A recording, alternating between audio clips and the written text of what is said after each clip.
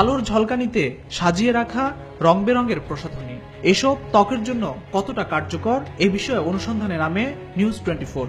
রাজধানীর গাউসিয়ার লাজনা স্টোরে যেতে মেলে এর রহস্য।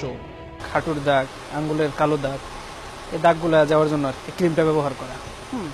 আর আমার শরীরে দেখা গেছে ঘামাচির মতন হয়ে ঘা ঘা হয়ে গেছে, যে কারণে আমি এই জিনিসটা চেঞ্জ করতে আসছি। এমন ভেজাল ক্রিম কোথা থেকে আসে জিজ্ঞেস করতে কেটে পড়ে দোকানি। তবে উত্তর মেলে অন্যদের থেকে। আমাদের দেশে বর্তমানে কসমেটিকের অবস্থা খুবই খারাপ। এই কারণে প্রতিটা মালের ভালোর পিছনে ফেকও আছে, বাট ফেকের সংখ্যাটা বেশি। ঢাকায় এমন কোনো জায়গা নাই যে এই ডুপ্লিকেট জিনিসটা কই হইতেছে না হইতেছে, এটা সবাই জানে। এই দোকানের কথা ধরে লালবাগে 5 তলা বাড়ির চিলে কোঠাতেই পাওয়া গেল বিদেশি নকল শ্যাম্পুর কারখানা। বাথরুমের ড্রামে গ্লিসারিন, লবণ, সাদা পাউডার আর পারফিউমে মিশিয়ে বানানো হয় ভেজাল শ্যাম্পু। এরপর খালি কৌটা জোগাড় করে নকল লোগো ও স্টিকার লাগিয়ে আন্তর্জাতিক মান এবং নামের শ্যাম্পু বলে ছাড়া হয় বাজারে।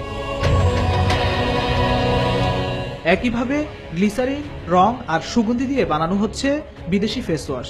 তৈরি হচ্ছে বিভিন্ন ব্র্যান্ডের সাবান। লবণ আর কেমিক্যাল আনা মিক্সচার সেন্দা মিক্সচার করে দেওয়া যায়। কি বানায় মিক্সচার করে? শ্যাম্পু বানায়। একটা গোডাউন আর একটা আপনার শ্যাম্পুর কারখানা। শ্যাম্পু বানায় ওই গোডাউনের ভিতরে রাহে ওটার ভিতরে ঘুমায় আবার সকালে হলে ডেলিভারি দিয়ে দেয়। থানায় টাকা দেয়, হ্যাঁ আমরা টাকা দিয়ে তারপরে কাজ করি। আমাকে কেউ কিছু করতে পারলে আমরা আগে খবর পাবো। ইসলামবাগ এলাকার এম কসমেটিক্স পানির সাথে মোম, গ্লিসারিন, রং আর পারফিউম মিশিয়ে বানাচ্ছে ডাব লোশন। পাশাপাশি বিভিন্ন নামের বডি স্প্রে, পারফিউম সহ তৈরি করছে বেশ কয়েকটি পণ্য। কিছু মোম আছে, কিছু বেজলিং আছে, আর এই যে পানি টানি এডি দিয়েই বানায়। আমি পরে যে ডাব হয় লোশন না। Bangladesh standard testing institute BSTI এর অনুমোদনের প্রয়োজন নেই এমন অজুহাতে প্রসাধনী পণ্য বানাচ্ছে দেবীদেশ ঘাটের শাহিন কসমেটিক্স। সৌরভ লাভলি নামের স্কিন ক্রিম আর মেহেদি বেজলিন সহ প্রায় 28 ধরনের পণ্য তৈরি করছে প্রতিষ্ঠানটি। এই মেহেদিগুলো মানুষের হাতে ইউজ হইতেছে। এটা খুব সেন্সিটিভ জিনিস, কিন্তু এটার মধ্যে কোনো বিএসটিআই নেই। সরকার বলে যে এটা বিএসটি আওতার মধ্যে নিয়ে আসো, তাহলে অবশ্যই সবাই বিএসটিআই নিয়ে করবে, আমরা বিএসটি নিয়েই করব। বাজারে আছে এমন একটি ত্বক ফর্সাকারী ক্রিমে বিএসটিআই এর পরীক্ষায় পাওয়া গেল নিষিদ্ধ মার্কারি, যা ত্বকের জন্য মারাত্মক ক্ষতিকর। দেশ থেকে আমাদের দেশে ক্রিম আমদানি করেছে, সেটাতে আমরা অনেক মার্কারি পেয়েছি এবং মার্কারি পাওয়ার পরে আমরা এটা ছাড়পত্র প্রদান প্রত্যাখ্যান করে এই পণ্যটা ছাড় না করানোর জন্য আমরা হাতে হাতে চিঠিটা কমিশনার মহোদয়ের দপ্তরে পৌঁছে দিয়েছি, যাতে নাকি এটা রিএক্সপোর্ট অথবা ধ্বংস করা হয়। প্রায় একই পর্যবেক্ষণ এই বিশেষজ্ঞেরও।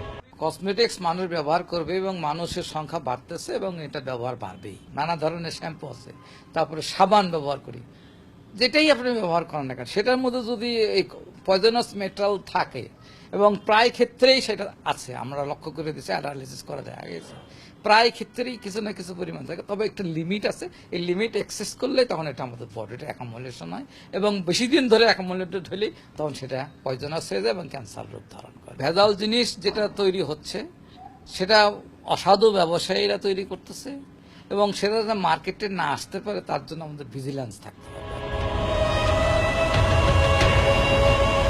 শুধুমাত্র আইন শৃঙ্খলা রক্ষাকারী বাহিনীর পক্ষে এসব ভেজাল বন্ধ করা সম্ভব নয়, আর এক্ষেত্রে সবচেয়ে বেশি জরুরি মানুষের সচেতনতা।